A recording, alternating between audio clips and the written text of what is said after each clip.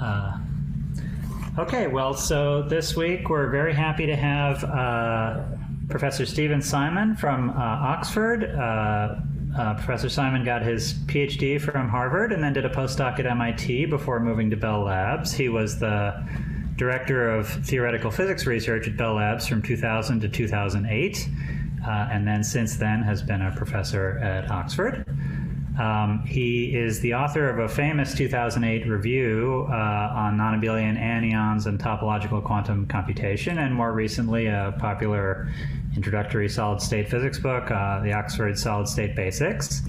He's known as a very clear lecturer and teacher, and so it's great to have him here to tell us about the recent exciting developments on the anyon front and in terms of observing them experimentally, but also the sort of backstory of the whole topic. So whenever you're ready, please take it away. Thanks. It's actually a pleasure to be giving this talk.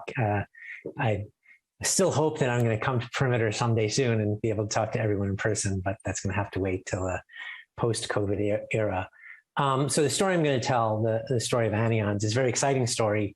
I'm going to try to cover it from the theoretical inception of the idea in the 1970s all the way up to the experimental discovery of anyons just this last year. It's a very big field. There's a lot of very beautiful works in the field. I'm not going to remotely cover everything. I'm going to leave a lot out. I'm going to just highlight a couple of works which helps us connect the beginning of the story to the recent progress. So I apologize for everything I'm leaving out. I also want to say that I really do encourage questions as we go along the way. There are parts at the end of the talk that can be jettisoned very easily if we don't have enough time. The stuff at the beginning is probably more interesting anyway. So please do stop me and interrupt so I can clarify things as we go. All right. So the story revolves around a question. It's an old question of what happens when you exchange two identical particles. So the story starts in 1924 with this rather famous letter from Bose to Einstein, starting, "Respected sir, I ventured to send you the accompanying article for your perusal and opinion." Well, by 1924, Einstein was already extremely famous. He probably got a lot of letters from all sorts of people. And if you didn't realize he was a genius already, he was a genius because he immediately recognized that this was no crackpot. This was a really serious letter from a very smart person. And he extended the work that Bose had done in this letter, and they published it, and we now have what we call Bose-Einstein statistics. The following year was Pauli exclusion principle, and the very same year, the discovery of Fermi-Dirac statistics, which was discovered neither by Pauli or Fermi or Dirac. It was actually discovered by Jordan. And the reason it's named after Fermi and Dirac and not after Jordan is a bit of a historical accident. What happened was Jordan wrote a paper. He submitted it to a journal. The journal sent it to the referee. The referee we now know was Max Born. Max Born was a bit of a forgetful guy. He took the copy of the manuscript he had, and he stuffed it in his suitcase and only discovered it again about a year and a half later, after which time Fermi and Dirac had already published the same thing. Now, the physics community is usually pretty good about correcting errors of attribution. If someone had invented something first, we would usually attach their name to it. So we would call it Fermi-Dirac-Jordan statistics or something like that. And I think there's a reason why we don't do that. And the reason is because no one really liked Jordan. In the 1930s, Jordan became a huge Nazi, and it made a lot of enemies. Max Born later said that he absolutely despised Jordan's politics, although he felt tremendously guilty about robbing Jordan of the credit that he actually deserved. Anyway, so we never changed the name from Fermi-Dirac to Fermi-Dirac-Jordan statistics. We just call it Fermi-Dirac statistics. There's a moral to this story, an important moral that we should all keep in our minds as we do our science. And the moral of this story is don't be a Nazi. So seriously, don't be a Nazi. Anyway, so with that beginning, by 1930, a few years later, basically all of quantum mechanics was finished. It was entirely constructed in its modern form. And if you want quantum field theory completely finished, maybe by 1950, we have all the ideas of modern quantum field theory. During that time, you might say, well, didn't anyone ask if you could have any any statistics besides bosons and fermions. And people did ask this question, could you have particles besides bosons and fermions? But they found whenever they tried to construct something that wasn't a boson and wasn't a fermion, they would get something that was a boson or fermion in disguise, sometimes known as parastatistics. In the 1970s, a number of important theorems were proven, often credited to Doppler, Haag, and Roberts, that you really can't get anything besides bosons, fermions, maybe some gauge fields, and some internal degrees of freedom, and that's it. Now, that's how things stood until this sort of landmark paper by the two Jans in Norway, Jan Magne-Linus and Jan Murheim, in 1977, a paper called On the Theory of Identical Particles. And they came to the conclusion in this paper that in 1 and 2 dimensions, things are different. Now, we're not going to pay much attention to 1 dimension, but we're going to pay a lot of attention to 2 dimensions. And what they discovered was in 2 dimensions, a continuum of possible intermediate cases connects bosons and fermions. In particular, they proposed that you could have particles such that when you clockwise exchange the particles, you get a phase e to the I theta. And when you counterclockwise exchange them, you get a phase e to the minus I theta. Now, if you open up your quantum mechanics textbook, particularly those written before 1977, the dogma in those books, what they all say, is that you only have bosons and fermions. And the argument they use, it goes kind of like this. You define an operator which exchanges the position of 2 particles. You apply that operator twice, you put the particles back where they started. You exchange them once, and then you exchange them again, you get them back where you started. Now, there's only 2 square roots of the identity, +1 and -1. So that means you can only have 2 types of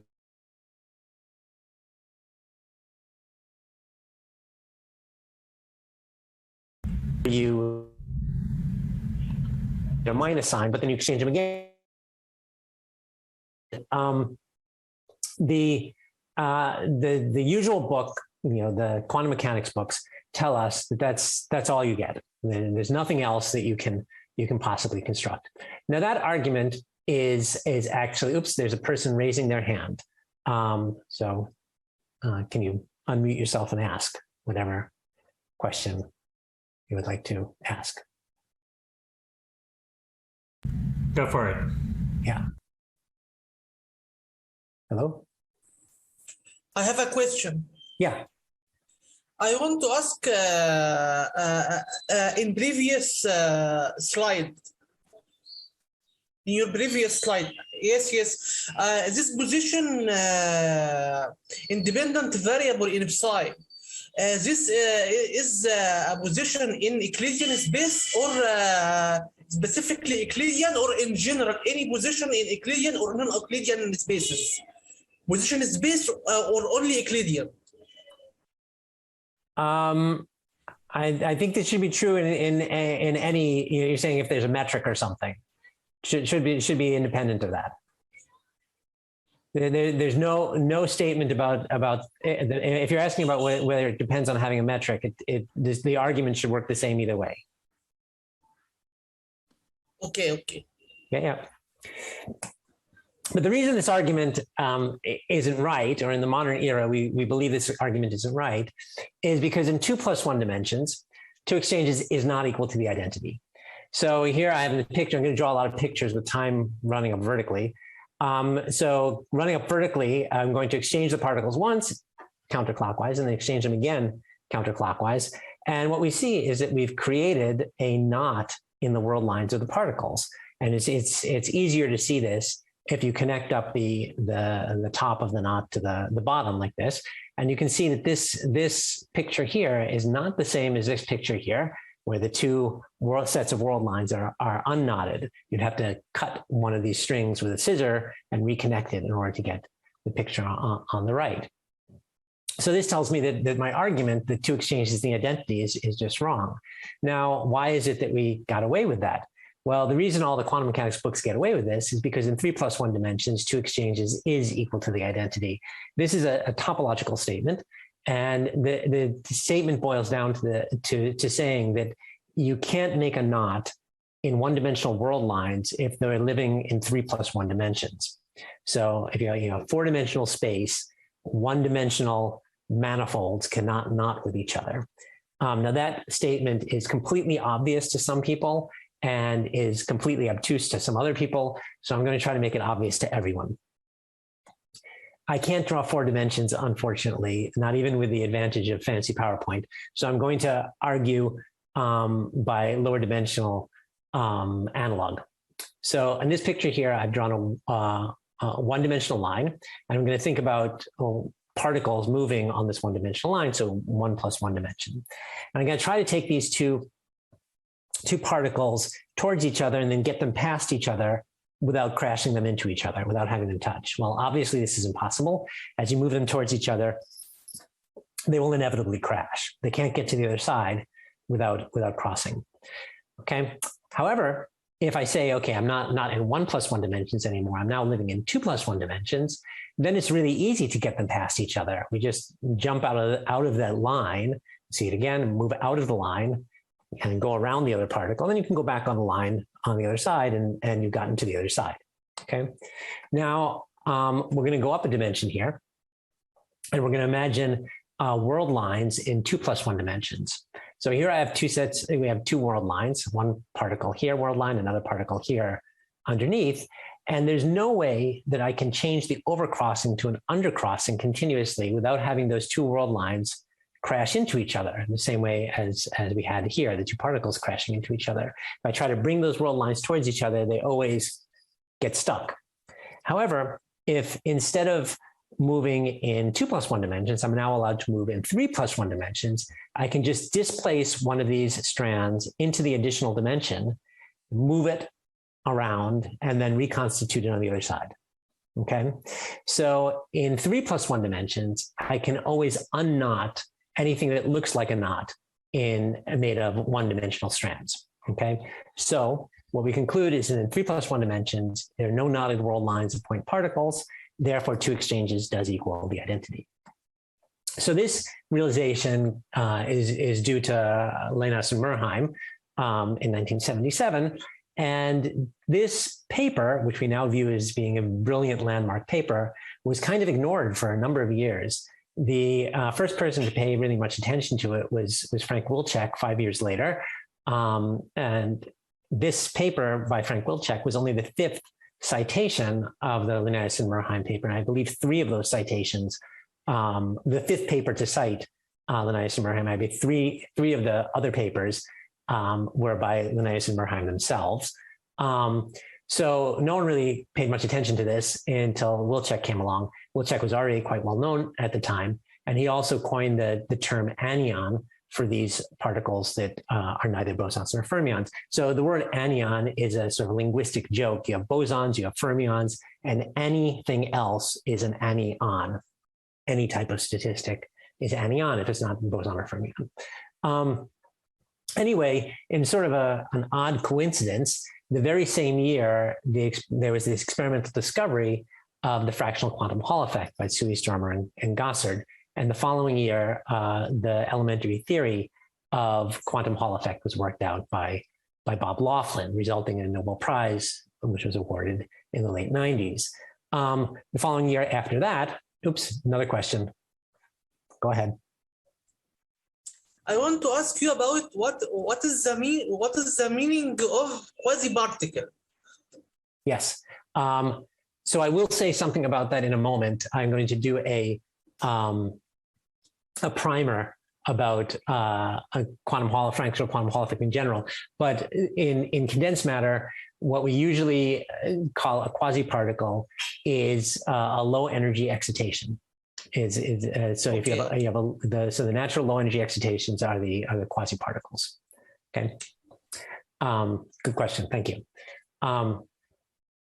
So the following year after the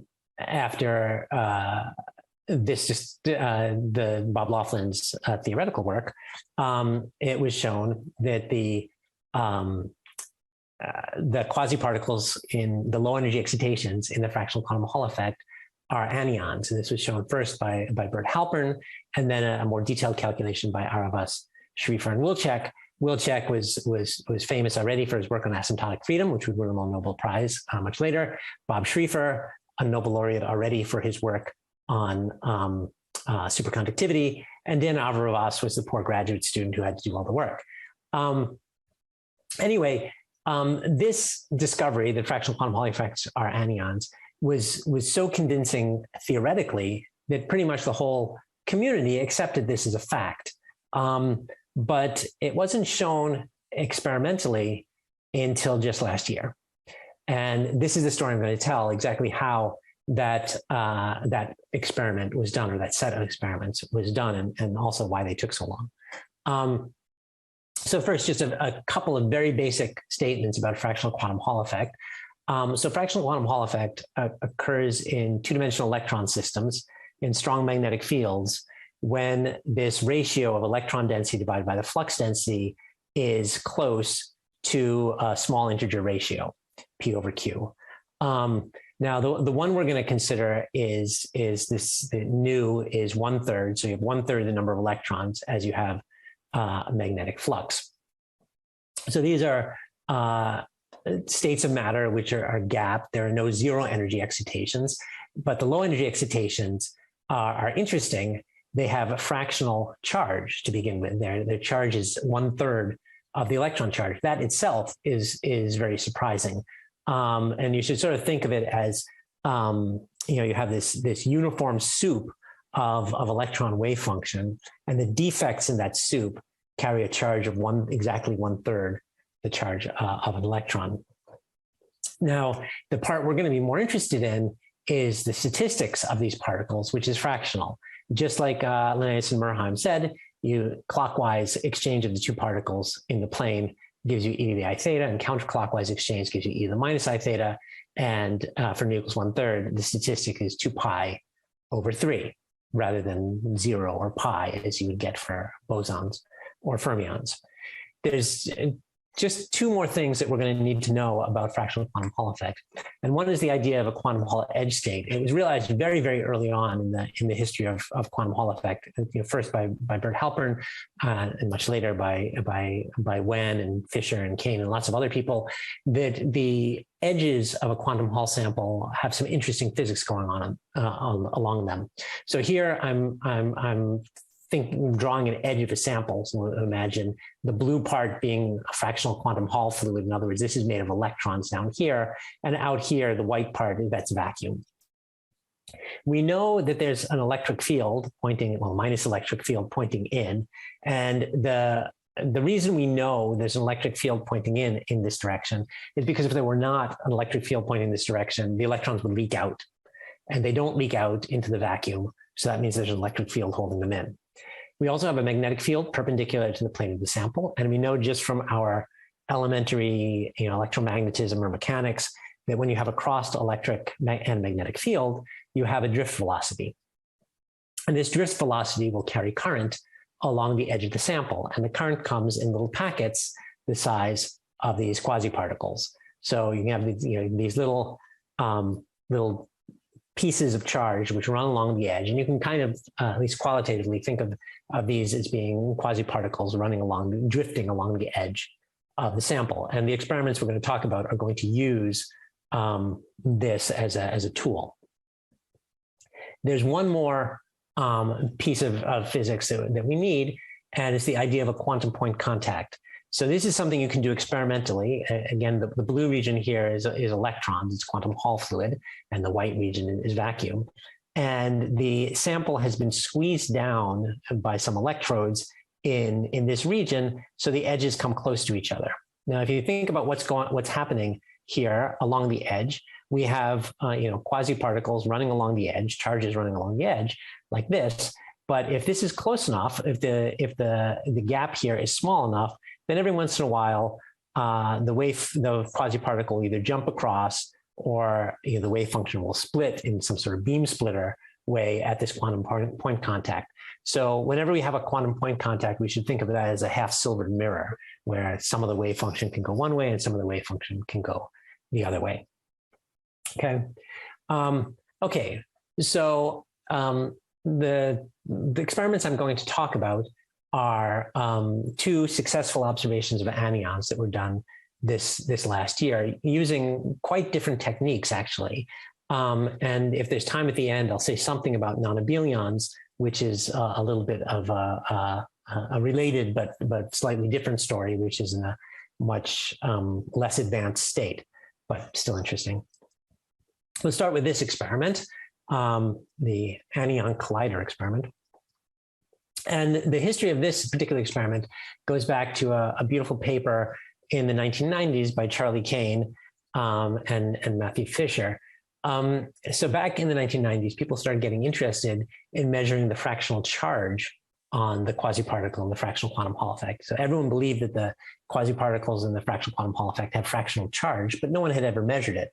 And they proposed that a really nice way to measure the fractional charge would be by measuring the shot noise. That if you take any current, by measuring the noise on that current, you can often tell what the units of current are, how big the current is arriving in pieces, which is given by the charge of the elementary unit. And this is the actual experimental setup that they use. And here's basically a quantum Hall system, this rectangle here, and it's squeezed down to a narrow neck by this QPC, by this quantum point contact. And they're really just measuring current flowing through that narrow neck. And they just measure it very carefully and calculate the noise by measuring the current as a function of time. So this experiment was proposed. It was done just a few years later by two groups. The one group in France, and this was the predecessor of the experimental group that is going to be doing the experiment that we're talking about. And the other group was in Israel, Modi Heibloom's group at the Weizmann, and he's also a very important part of this puzzle, although he didn't do either of these two particular experiments. He did a lot of the intermediate experiments along the way. So anyway, this experiment was done by both groups, and both groups measured that I won't say exactly what this is, but the experimental curves of the amount of current noise versus current fit perfectly the E/3 line, saying that the charge units are a third of an electron charge rather than what you would expect if it was an entire electron charge. So this was the first measurement of the unit of charge in these experiments. Another question? Yes, go ahead. I want to ask about what is the concept of fractional charge in our classical description, not quantum, in classical description? It's the same. And I mean, there's no, there's nothing that prevents you from having a charge in classical description. There's nothing that prevents you from having a charge of any size. You can make a charge, classically you have a charge of any size whatsoever. It happens, the electron has a charge that we call E. The interesting thing is that, we think of all of our charges in these systems as being made up of electrons and protons, both which have charge of E and minus E. But the charges that's measured in the fractional quantum Hall system actually is a fraction of E, which is an emergent phenomenon, a rather interesting emergent phenomenon, but there's nothing particularly quantum about having a fractionalized charge. Okay. So this experiment was a rather important experiment, not only because it was the first measurement of this fractionalized charge, but also it was also cited very prominently in the Nobel Prize for the fractional quantum Hall effect as being evidence that the charge actually fractionalizes. But more important, this experiment started a technology that once people knew how to measure noise in these systems, which is actually kind of hard to do. I mean, this looks like a really simple circuit, but this all has to be, this whole circuitry has to be cryogenic. It has to be right on the same semiconductor chip to minimize noise. So there's a lot of trickery that goes on into building this kind of circuit and doing this kind of measurement. And once they knew how to do this, they could do lots and lots of other experiments along the same lines. And basically the history of the field then follows the history of quantum optics. So quantum optics, modern quantum optics, maybe starts with the Hanbury-Brown Twiss experiment. The Hanbury-Brown is one person and Twiss is another person. Hanbury-Brown has one of these people with a double-barreled but unhyphenated last name. It's rather complicated, but okay, it's two people. And what they proposed is you take a coherent light source, hit a half silver mirror, and then make measurements at two detectors. And what you're supposed to find is that when two photons arrive at the detectors at similar times, they're much, much more likely to be at the same detector than they are to be at opposite detectors. So the state is the boson's bunch. They arrive in bunches at the same detector. Now, it was then proposed that you could do an electronic version of this, not using bosons, but using fermions, in particular, using electrons. This was proposed first by Marcus Buedeker, and the experiment was done several years later than the shot noise experiment by Klaus Ensling's group. And here you can kind of see what's going on here. There's the quantum point contact, the half-silvered mirror in the center here. Your current is sent in, and then you have two outputs, and you measure the correlation in the currents at the two outputs. And what they found was it was the opposite of the Hanbury-Brown and twist. You find that the fermions antibunch, whereas the bosons bunch. Now, I should say that this experiment was not done with anyons. It was done with electrons, but it's also a quantum Hall experiment. It's done with integer quantum Hall effect. The integer quantum Hall effect is very similar to the fractional quantum Hall effect, except the charges don't fractionalize and you don't have fractional statistics. So you have just fermionic statistics and unfractionalized charges. Beautiful experiment nonetheless. Hanbury, Brown, and Twist proposed a second experiment just a few years later, which pointed out that in fact the two incoming photons don't have to be from the same sources. You have two sources coming in and then four possible drains. And Modi Heibloom's group then did this experiment. Here we have four half-silvered mirrors here, 1, 2, 3, 4, with several different outputs with the current correlation being measured between the different outputs. And again, they came to the conclusion, actually the experimental proposal was again by Marcus Buedeker, and they came to the same experimental conclusion that bosons bunch, that while bosons bunch, fermions antibunch, electrons antibunch. The Hong-U-Mandel experiment was done in the 1980s. This experiment is a little bit harder to actually do because it requires single photon sources, which weren't available until the 1980s. And the general idea is you send in single photons to a half-silver mirror. And if the single photons are arranged so they hit the half-silver mirror at the same time, then with high probability they come out at the same detector.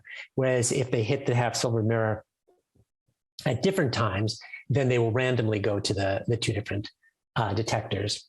It's a rather beautiful experiment from the 1980s. And this was also done with electrons. This now by Gwendal Fev, the lead author of the experiment we're interested in a little less than 10 years ago. And the experimental setup here is, again, the quantum point contact in the mirror. That's the half in the middle here. That's the half silvered mirror. And then you need single electron sources, source 1 and source 2. So the way you make a single electron source is you basically have a quantum dot, a very small region, on which there's a single electron eigenstate sitting.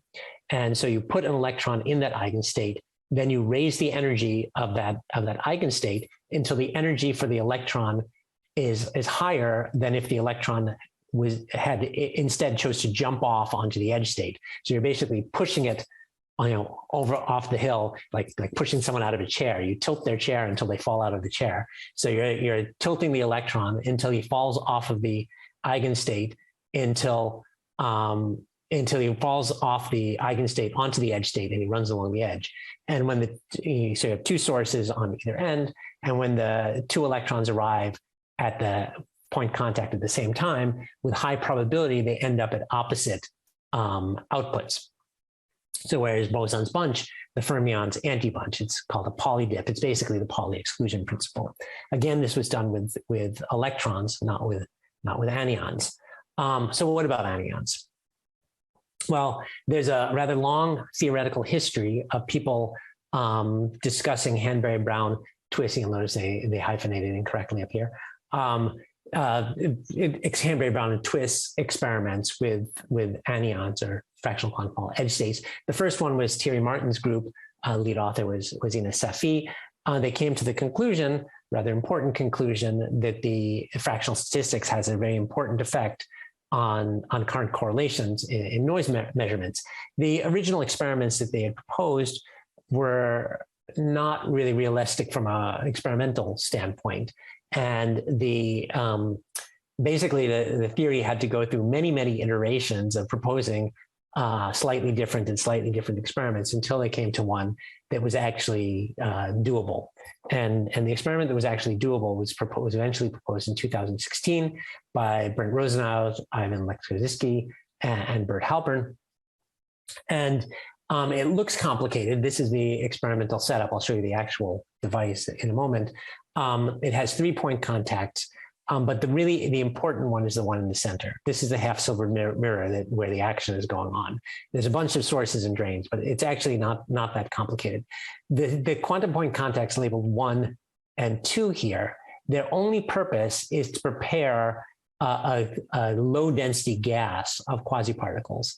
So you put a large voltage on source 1, and so a lot of current runs to drain 1. From source 1 to drain 1 like this. Now, if you start squeezing on this quantum point contact, occasionally a quasiparticle jumps across this quantum point contact and runs along this edge.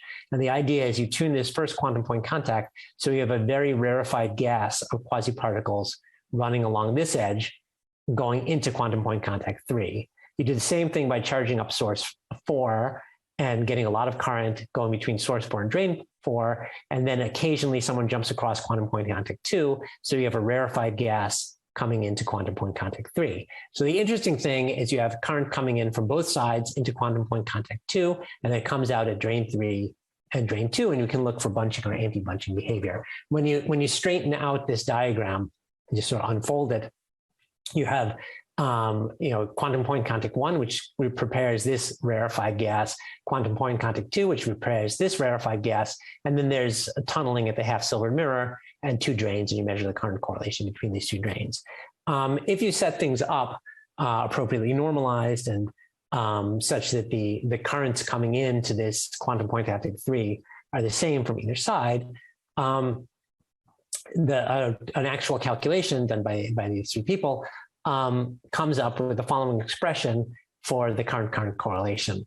Then there's 2 parameters that go into this formula. One is the statistical angle, which we believe to be 1/3, plug that in, and the other is an edge screening parameter. Now, that's something that we don't actually know.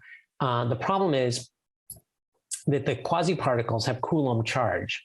And this Coulomb charge allows them to interact directly with each other. I mean, they have some sort of statistical interaction that they get a phase when they go around each other. But in addition, they have a direct Coulomb interaction because these are charged objects. If you took away the Coulomb interaction completely, this parameter lambda would be 1/3. And to a large extent, that's what it looks like. The Coulomb interaction is not important in the end. So if you plug these in, you get a number which is -2 for the current correlation. So here's the actual experiment by Gwendal Febb's group. The actual setup of the experiment here. In the middle is the actual half-silver mirror that we're interested in. The quantum point contact here is preparing a rarefied gas. The quantum point contact here is preparing a rarefied gas. Both of these gases are coming in towards the central half-silver mirror, and then we're measuring current coming out at 3 and 4 here and here. They can measure the output current as a function of how imbalanced the currents are coming in from the 2 different directions. If they're not imbalanced at all, you get exactly this number -2, which is predicted. And then there's some more complicated formula if the currents are imbalanced, and that actually also matches the data as well. So it's a pretty good agreement with the theory. With the theory at the end of the day. So maybe I should stop there and ask if there are any further questions on that experiment before I go on to discuss the second experiment. Okay, I'll move on to the second experiment. Actually, I should maybe mention that it's a little surprising that the edge screening parameter that you put in is the screening parameter that you would expect for uncharged anions. However, what the theorists argue is that if you modify this parameter lambda, it must be modified in a direction which makes this -2 get closer to 0. It can only go in one direction, and 0 would be what you would expect for regular fermions.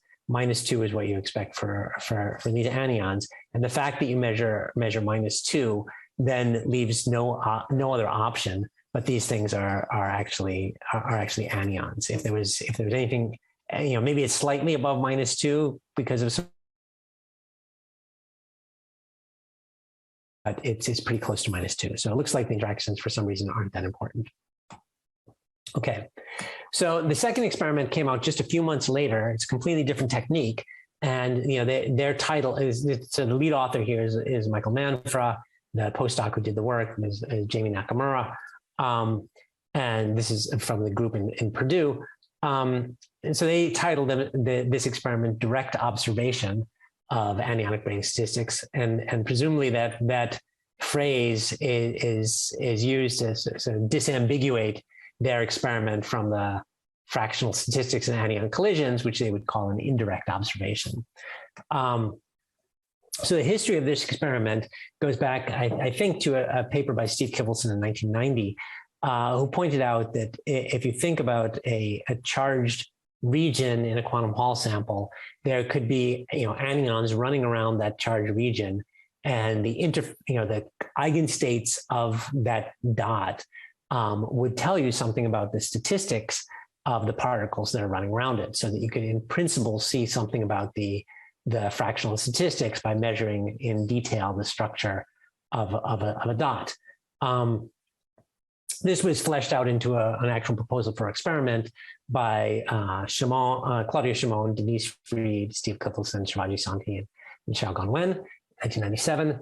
And the principle of this experiment is basically that of a Fabry-Perot interferometer. So again, we have fractional quantum Hall fluid, this blue region here, and quasi-particles run along the edge, but occasionally a quasi-particle will partially jump across. So here it's acting like a beam splitter. So it splits into two partial waves. One partial wave goes around the interference cavity and then comes back and re-interferes, and it goes on its way. So this is exactly like we have in an optical Fabry-Perot interferometer. There's a beam splitter and a mirror here, and we want to see the interference going back and forth in this cavity.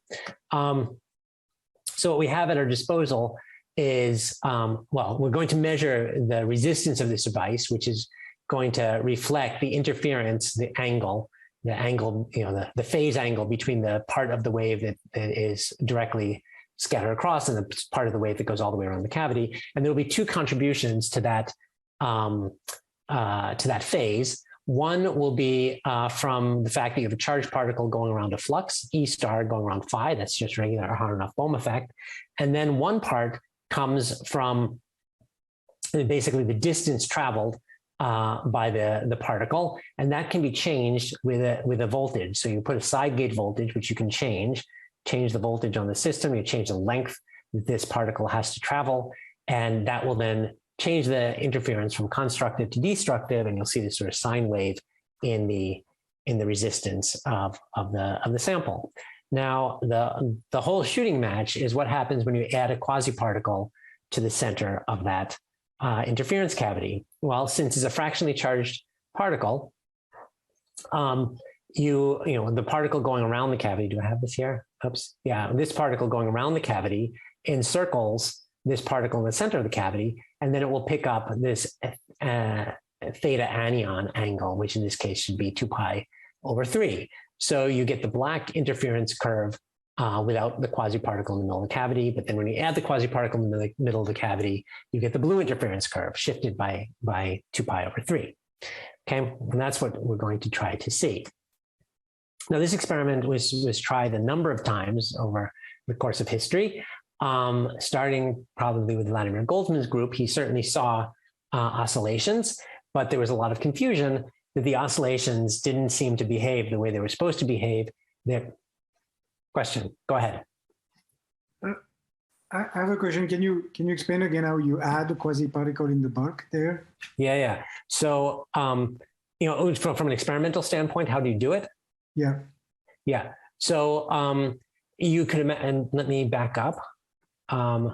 So in the original proposal here, what they did was they actually imagined having a electrical gate in the middle of the device, which you could add charge to, and it could attract units of charge into the center. That was the original proposal. In practice, that's not going to be what happens, but that's the idea that at least in principle, you could do that. And is it clear that when you open the gate, you attract only one particle, or you get You could attract two, you could attract three, yeah. But presumably, if you tune the gate continuously, they'll come in the minimal units. At least that's the idea. They'll come in the minimal discrete units. Okay, going back forward. But we'll see exactly how this happens in a moment in the actual experiment. So in this particular experiment by Goldman, they saw oscillations, but the oscillations didn't seem to behave the way you would want oscillations to behave. And so there's a lot of confusion, and this confusion was sorted out by Rosenau and Halpern, and then a longer paper by Halpern, Stern, Nader, and Rosenau in late 2000, 2007, and then 2011. And what you actually do here is we actually plot the resistance as a function of two parameters.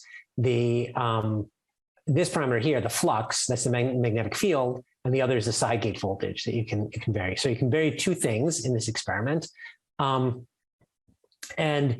when you plot the resistance, as in the color plot, you get these patterns, which are called pajama patterns, because presumably someone's pajamas looks like this.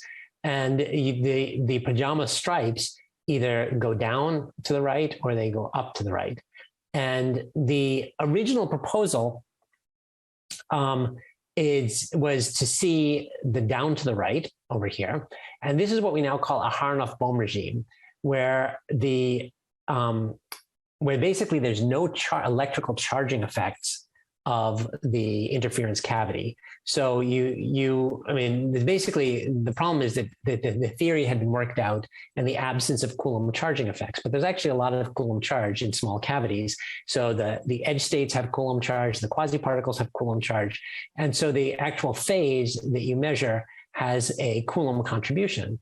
Over here, at this end of things, what we call the Harnoff-Bohm regime, the Coulomb correction is negligible. And you see things going down to the right, and you see this expression, this piece here plus number of anyons times the anion phase here, and no Coulomb correction. However, over here you're in the so-called Coulomb dominated regime, and the Coulomb dominated regime, basically you're measuring almost entirely the Coulomb correction, and you're not seeing any of the statistical angle at all. So this proposal was checked by experiments. This is a nice experiment by Charlie Marcus's group. And what they did is they varied the size of the interference cavity. If you make the interference cavity extremely large, then the Coulomb charging energy is small. You're allowing charge to spread out over a much bigger distance, and the charging energy gets very small. And so you're in this Harnoff-Bohm regime where Coulomb charging energy is not important. Whereas if you make the interference cavity very small, you get a large charging energy, and you get into the Coulomb dominated regime with stripes going up and to the right. And this was reconfirmed by a number of other experimental groups. And you would say, okay, so now you know what to do. You just make you just need to make a big enough interference cavity, and then you can measure your fractional statistics. Sounds great, but no one ever found a Harnoff-Bohm pajama patterns in the fractional quantum Hall regime. So, all these experiments were done in the integer quantum Hall regime. This picture here was done in the integer quantum Hall regime. So not fractional quantum Hall effect. When they went to fractional quantum Hall effect, they would never get a Harnoff-Bohm regime. They would always see things going up and to the right, never down and to the right. And that was particularly disturbing. To add to that confusion, the Modi Heidelum's group, again at the Weizmann, built a different type of interferometer, so-called Mach-Zehnder interferometer, which also never saw interference of fractional quantum Hall effect at all. And it was proposed by a number of people that, in fact, fractional quantum Hall quasi-particles just wouldn't interfere, that you could never get interference of fractional quantum Hall effect quasi-particles at all. There was some rays of hope from various other groups trying to do this experiment, one from the Bell Labs group, Bob Willett, another from Wu Kang's group at University of Chicago. But these experiments both had some problems with them. This one, didn't look very periodic, wasn't really measuring statistics right, was unclear exactly what was being seen. This experiment, it looked beautiful, like it was seeing exactly the right thing, but the data didn't seem to ever reproduce. We had some theory about why it is that this might be doing the right thing, but it was a little distressing that they couldn't consistently come up with the right what seemed to be predicted by theory.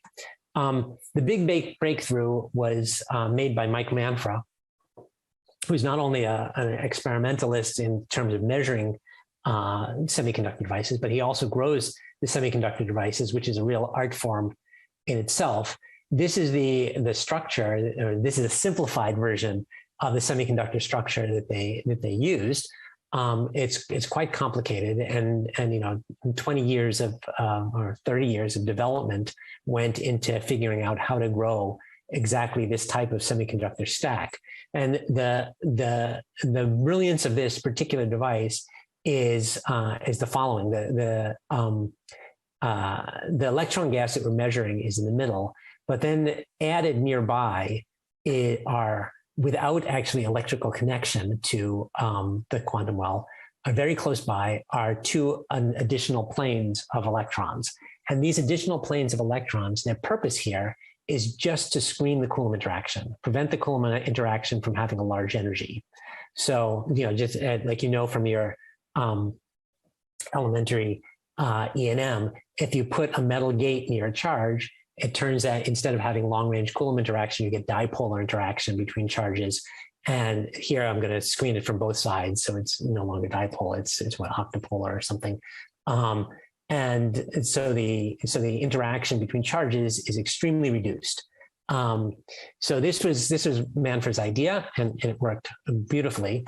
And what they wanted to see was when they add the quasi-particle, the interference pattern shifts. Okay, here's the actual data. And so first of all, you see the pajama patterns going down and to the right. So you're in the Aharonov-Bohm regime as you want it to be.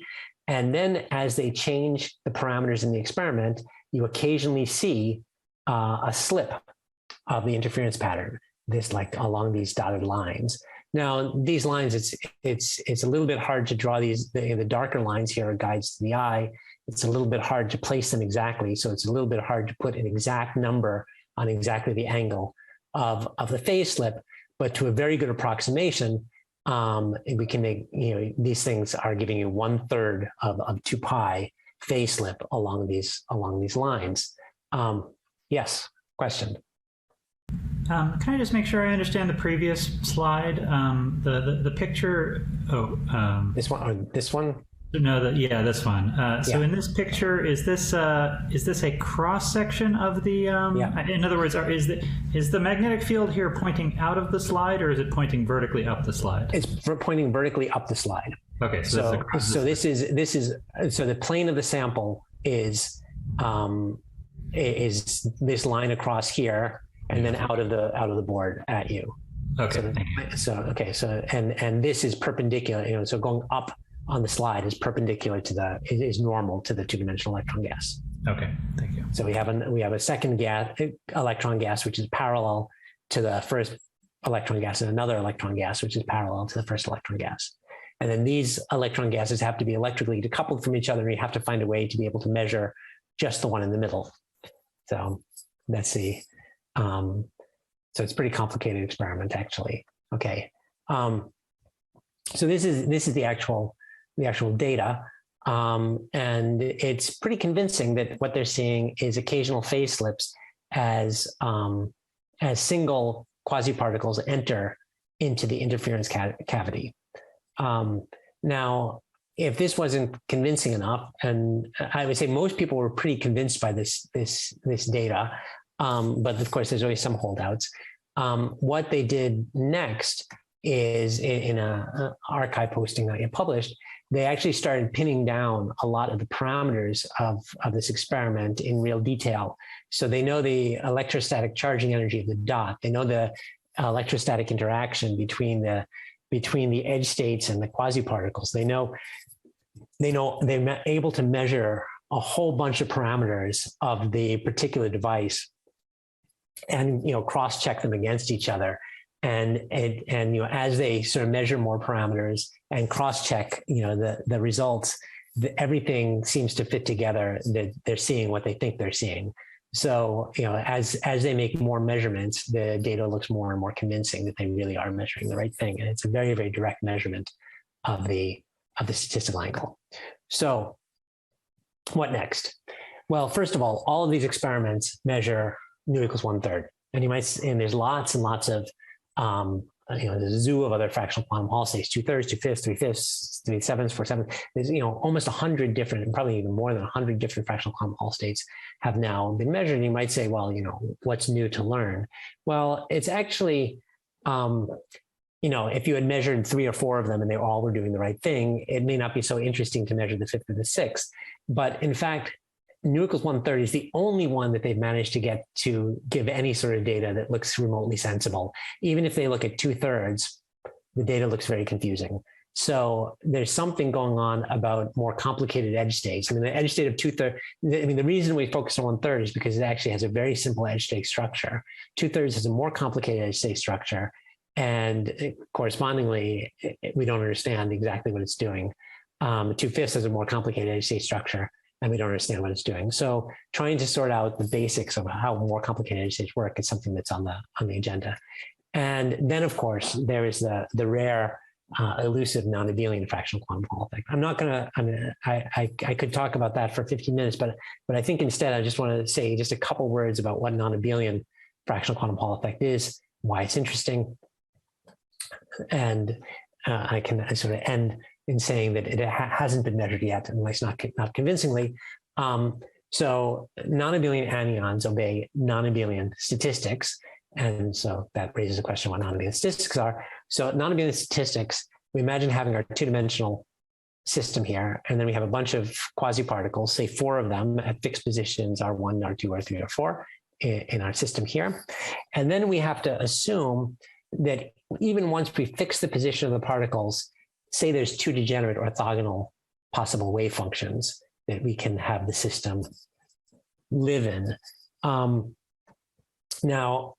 So the initial wave function that we're talking about is generally going to be some linear superposition between psi A and psi B. And we can, for the sake of simplicity, we can write that as a vector or a spinner here.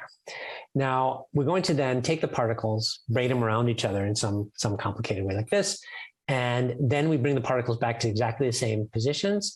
And so, again, the wave function must be made up of some combination of psi A and psi B. We'll call them psi final, a linear superposition made up of the A final and B final. And the A final, B final must be some unitary transform on some 2x2 matrix here on A initial, B initial. What's interesting here is not that it's a unitary matrix. All quantum mechanics is unitary. What's interesting is the particular unitary matrix that you apply to get from the initial to the final depends only on the topology of the braid. So if you do a particular braid, you only care about the topology, the knot that you formed, and that will tell you what unitary matrix connects the final to the initial. The reason people are interested in this is because this makes a great qubit. And you can do operations on your qubit by doing braiding. It's also very well protected from noise and error because no local operators can mix the multiple ground states. Almost all noise processes are local.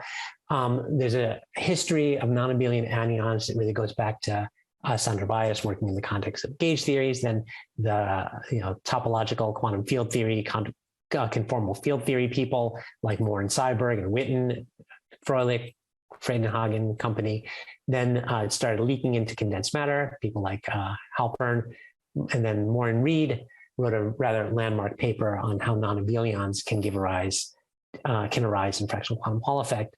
There were then a couple of really important developments. First, a paper by Rudolf Morf claiming that the nu equals 5/2 state, which had been discovered in fractional quantum Hall effect in the 1980s, is a non-abelian quantum Hall state.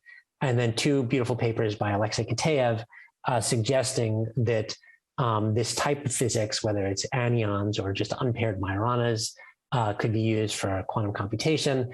On the strength of these ideas, Microsoft Station Q was formed in Santa Barbara. And by this time, they've spent easily $100 million on the idea of building a quantum computer out of non-abelian anyons. At first, they were interested in fractional quantum Hall effect, but now they've sort of turned most of their attention towards Majoranas. But they're generally pursuing several different directions thought to maybe allow for non-abelian physics and then maybe quantum computation with these types of particles. Probably unfortunately, the most publicized result in this field was a huge retraction earlier this year. There was a high-profile letter in Nature where they claimed that they had measured Majoranas, which are non-abelian particles in some sense, in an experiment in 2018, and then that paper was retracted in 2021. And we can have a long discussion as to whether there was foul play in this paper or if it was just plain stupidity. And then, in the quantum Hall world, people are trying to do similar interferometry experiments, but at nu equals 5/2. I think I don't have enough time to talk about what the intended signature is of which would be slightly different at nu equals 5/2. That would show that you do have non-abelian physics. But I think it suffices to say, oops, screen sharing has stopped and the window is closed. Well, I didn't mean to do that, but okay. But I think it's a good time to call it quits then, because in fact my conclusion slide was basically that whereas we now have finally very good experimental evidence of anyons at nu equals 1/3, the non-abelian anyons is still well, certainly not proven, and maybe some ways away before it's shown. So I'll stop there. I'll take any more questions that people have. There's something in the chat, I think. So let me take a look at that. Oh yes, Lee Smolin. Yes, I am aware. Thank you, Lee. Yeah, I'm habitually the comment in the chat is I know exactly which slide that you are referring to too. One of the first slide, I said something was knotted, whereas in fact, a mathematician would call it linked. I'm very sloppy about calling something a knot versus a link, but yes, I know that if it's made up of more than one strand, we call it a link rather than a knot. I agree. Yeah, but in the common parlance, we would call it knotted. All right. Well, let's thank Stephen for a great talk. And very interesting. And so let me ask, are there any questions from students to start with?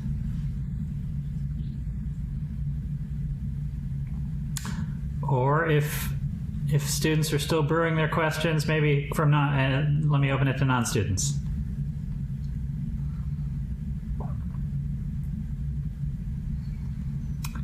I don't bite. Maybe while it was too clear is the problem with this talk. So that let me start with a question.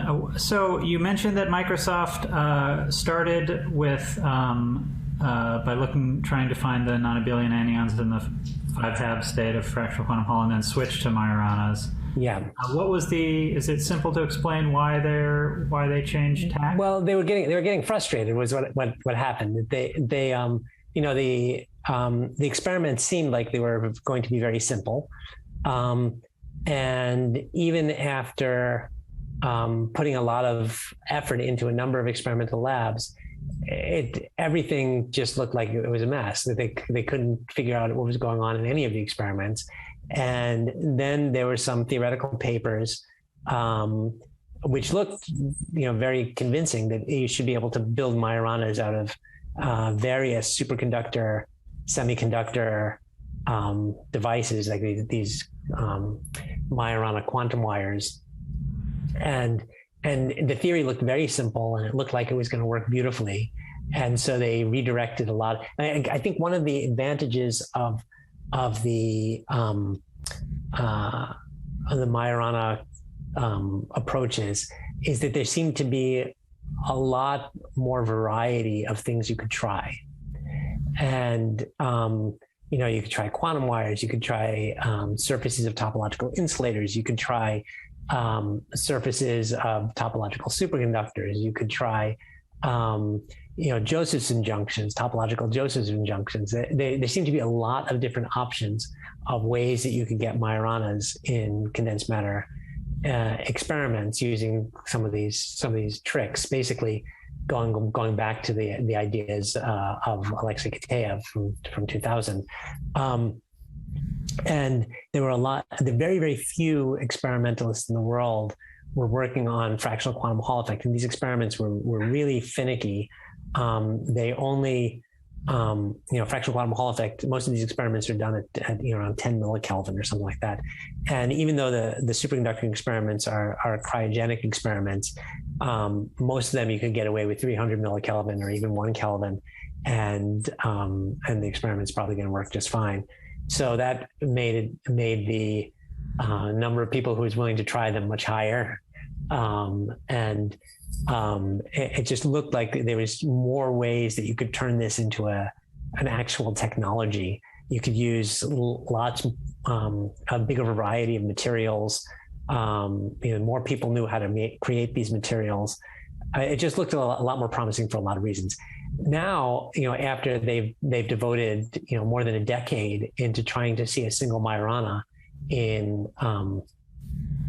quantum wires and other devices, maybe they're reconsidering whether this was a good idea after all, because condensed matter experiment is hard, and there's a lot of red herrings, a lot of things get in your way that you didn't expect, and there's a lot of things that you thought you understood that it turns out you don't understand.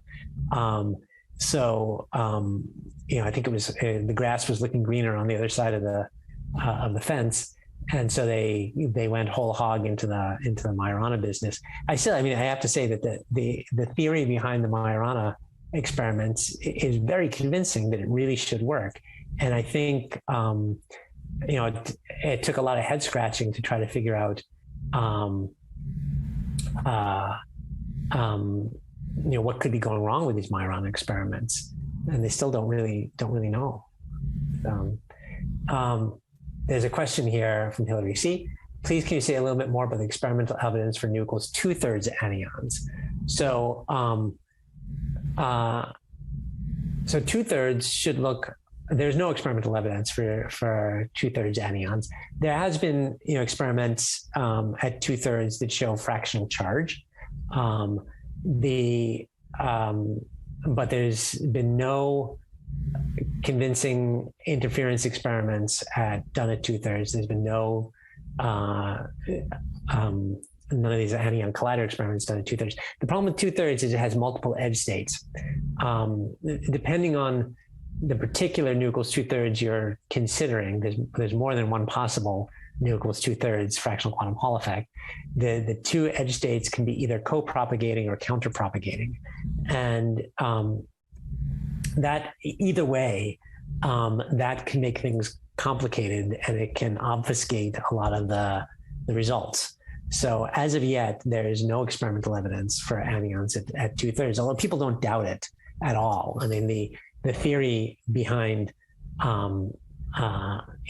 these fractional quantum Hall states is rock solid, and numerics are rock solid. But you really want to see it in an experiment, and not only just because it's not proven until you actually see it, but also because that will tell you a lot about the physics of the samples that you really need to learn so that you can actually do the experiments. So it convinces you that you really understand the details of what's going on. Good question. Okay, last question, Kareem. I want to ask about if anions forms a special state of matter or not under certain conditions, as a hypothetical state of a special state of matter or experimental. So I'm not sure. So I'm not exactly sure I understand the question, but let me rephrase it, which I think might address what you're asking about. So you ask, are, and let me phrase the question this way: are anions fundamental particles, or are they emergent particles? Well, I might argue that every particle we've ever measured anywhere in the world is, all we know is that at the energy scales where we're measuring it, it's a particle. And it's the same in fractional quantum Hall effect. At the energy scales we're thinking about, these are the particles. If you go to much higher energies, you'll realize, okay, it's actually made up of this is really a defect in an electron soup. But the effective degrees of freedom at the energy scale of the experiment are electrons, are these fractional charged quasiparticles, not electrons. You can say the same thing about, we like to think of our electrons as being fundamental particles because no one's found a way to fractionalize, electrons in high energy physics. But it's really just a statement about the energy scales that we're considering. Maybe at some other energy scales, they don't look like they're a fundamental particle. Okay, there's a question. There's one question from Ray LaFlamme.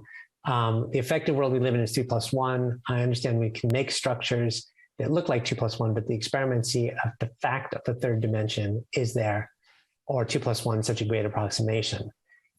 So that's exactly the same answer that I just gave, that there's you're seeing the effective theory at that energy scale. So you've trapped particles in a two-dimensional well, and you've arranged such that excitations, going up to the second eigenstate perpendicular to the direction of the well is too energetically costly, and it never happens.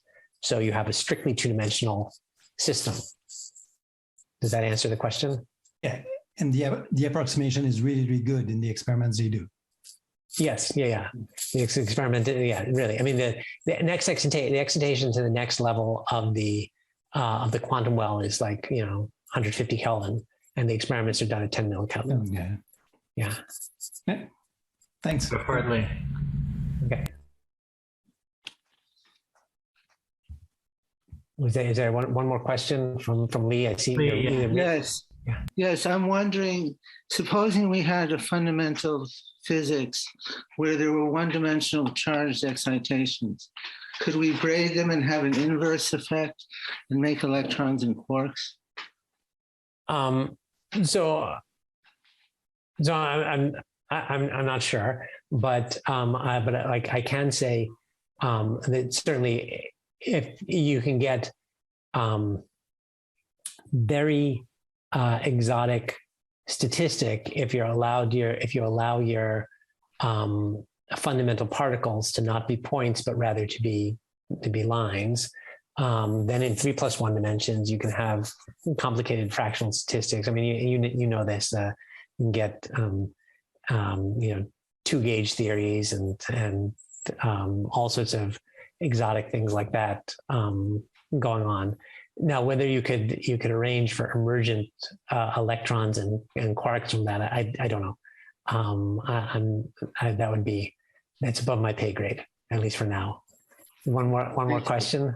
Yeah, it's just a question about the experimental setup. So you talk about the old sample and creating this, tunneling. Is the technology able to? Can you think about interacting two different whole plane, like creating a corner and? Yeah. Is that tried, and what do people? Yeah, it has been. I mean, it's so you can do corners. You can bring edges close to each other to have line junctions along the edge. And lots and lots of these things have been tried in the history of quantum Hall effect. Often the problem is that they work, but often there's a lot of disorder. So you have to wrestle with that at these junctions. There's some really clever tricks to minimize the disorder, so it doesn't completely dominate everything, but disorder is always there, and you do have to worry about how that's going to affect your experiment. When you're squeezing something down to just a point, disorder is not really that much of a problem, because if there's a little bit of disorder, okay, maybe your point forms half a micron over from where you intended it, but you don't care. But if you have a line junction and there's bumps along that line, it may make a big difference. So you have to wrestle with that. But there have been some beautiful experiments with people like Matthew Grayson, and they developed a technique for growing two-dimensional electron gases on perpendicular edges, and all sorts of fancy things like that. So there's a lot that can be done, but it's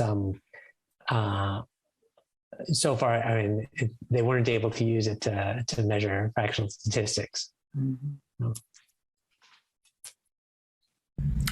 All right. Well, thanks a lot again, Stephen, for that great talk. And let's call it there in view of time.